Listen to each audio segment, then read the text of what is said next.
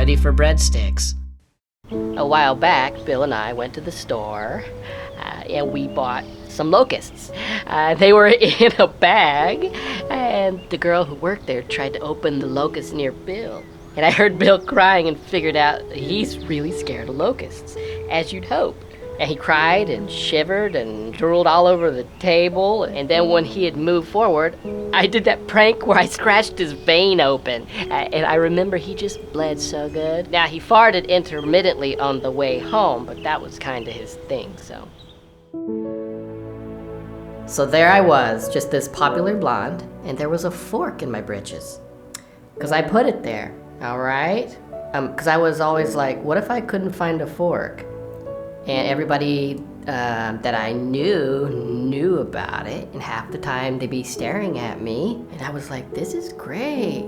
And then eventually I just didn't put it in there anymore because, you know, I was told that when you get a spoon pocket, you are an amazing person. And a spoon actually is better to carry. Last night I got on Tinder, and then I got a dork who looked like a grandpa. You know, with his old face. And it was like his headshot. So I wanted to be all like, hey, Grandpa, you look funny. Is your mother a Shanghai gremlin? That's just too much, you see, because she's not one. But I mean, it has to be said. That joke was much better in my head.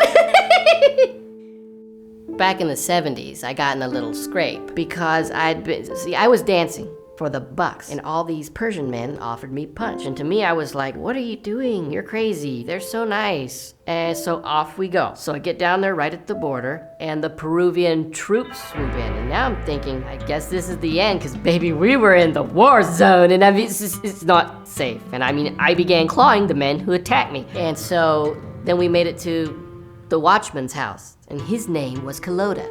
And all of us took a pill and got in this fountain. And what do you mean it's time for a show?